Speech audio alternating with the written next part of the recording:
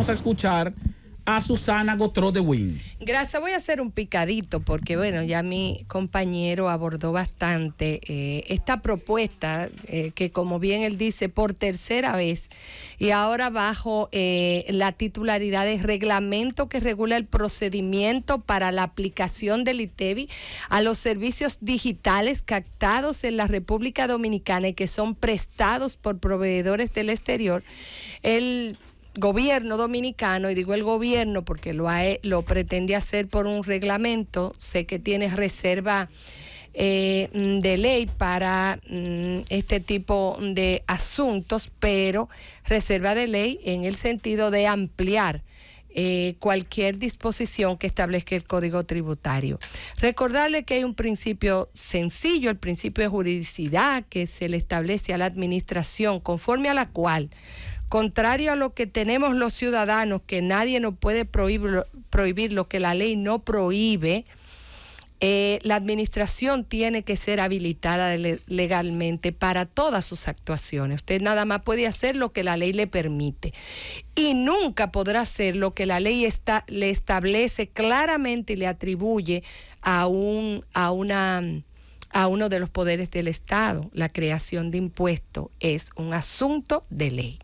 Y solamente a través de la ley usted se convierte en un sujeto pasivo, conforme al Código Tributario que está establecido en la ley 1192, que dice muy bien quiénes son los sujetos pasivos y quiénes pueden, y cómo el Estado puede ejercer su poder tributario. Y no puede hacerlo por reglamento, no puede hacerlo el Poder Ejecutivo por decreto. Y eso es un principio sencillo de la legislación tributaria que lo conoce todo el mundo y que ellos saben muy bien que no es por excepción que pueden aplicarlo. Eso es una conversación que se va a tener y creo que va a ser la primera observación que se le haga a esa propuesta. Después decir y reiterar lo que ha dicho Esteban, que no es ocioso reiterarlo. Creo que ese es un tema importante que debe ser bien debatido y bien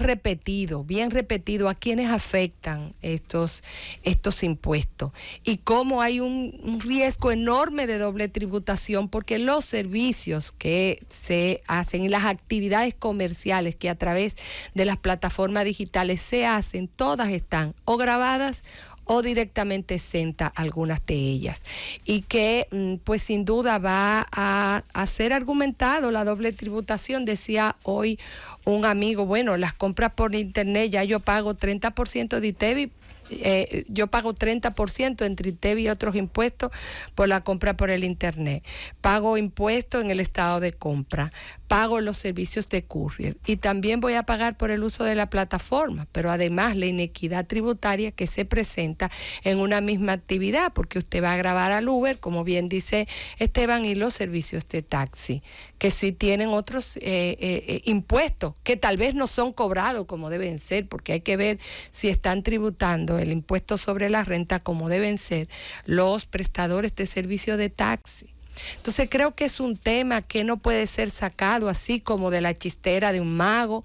Hay temas como esto que como que sorprenden, como que parece como que hay personas, hay funcionarios públicos, entidades públicas que están siendo creativos todos los días.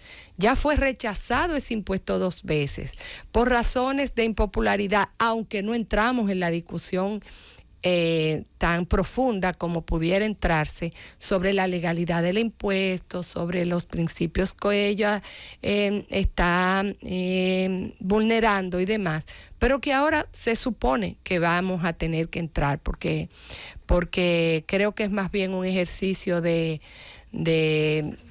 sorpresa que de verdad una voluntad o un convencimiento de que esos impuestos pueden ser cobrados. El poder tributario del Estado existe, pero sabemos muy bien que es el poder legislativo el competente para establecer los impuestos. Por otra parte, se generó una reacción del ministro de Aduana con relación a la venta de pacas. Y bueno, ya se yo diría que en la bruma de la discusión se perdió la esencia. ¿Qué decía el señor Eduardo San Lobatón, el director general de aduana? Bueno, lo que dice la ley, nosotros tenemos una ley 458 del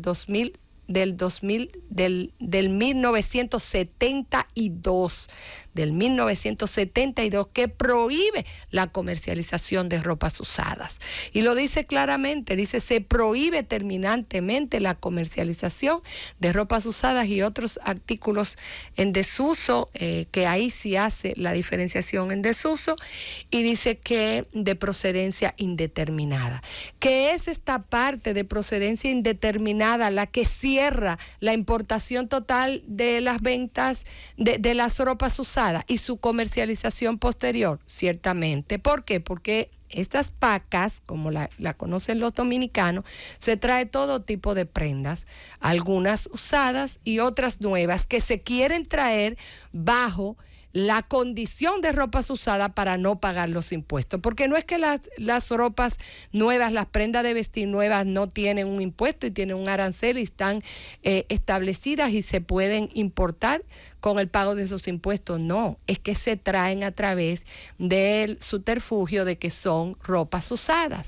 La ley, esa misma ley 458 del 1972 hace excepcionalidades, que fue también lo que dijo el director de aduana, a que usa ropa de uso personal o de los familiares, pero no comercialización. Y la excepción que no la establece esa ley, que le establece la ley que reconoció las empresas que se colocan en la zona fronteriza para traer ropas que van a ser transformadas, que se utilizan como insumo de esa industria textil, bajo el régimen de zona franca o de empresas que están establecidas en la zona fronteriza, pero tampoco son para comercialización. Que es cierto que tal vez aduana no ha podido regular durante todo el tiempo y diferentes administraciones y ha venido en aumento la importación de esas prendas usadas. Ciertamente, nosotros vimos un informe del 2021, a mediados del 2021, que dice que los artículos textiles confeccionados, juegos de prendería y trapos había aumentado en $2.18 millones los impuestos captados por ese renglón. ¿A dónde debemos trabajar? A su regulación efectiva. Si se determina que esa ley debe ser levantada y hay condiciones para su regulación y se satisface la protección que tiene que tener el Estado sobre aspectos sanitarios de ropas usadas, porque se encuentran microbios, se encuentran parásitos, se encuentran de todo en esas ropas usadas. Bueno, se buscará el mecanismo. Ahora mismo lo que hace es un certificado de fumigación, se fumigan cuando vienen, pero también desde el punto de vista de las disposiciones sanitarias, y fue uno de los aspectos que motivó esa ley. ¿Está prohibido la importación de esas mercancías? Bueno, si podemos hallar mecanismos de salvaguardar la protección sanitaria, se hace, pero mientras tanto hay una ley que prohíbe su comercialización, también por asunto de competencia desleal, porque se traen esas pacas que llegan al mercado interno por 4 puntos, porque son puertos y aeropuertos y la zona fronteriza, y se comercializan sin que se paguen los impuestos de comercialización que sí tiene que pagar nuestra industria nacional, nuestra industria formal, ya sea la nacional o ya sea las zonas francas, cuando colocan sus productos en los Estados Unidos o en otros destinos. Entonces nosotros tenemos que avanzar en la regulación efectiva, y los reguladores no tienen que tener miedo a decir eso, no tienen que caerle arriba. Ahora él está cumpliendo con su deber, tal vez menos de lo que debiera de cumplir, porque ciertamente la ley le prohíbe la importación.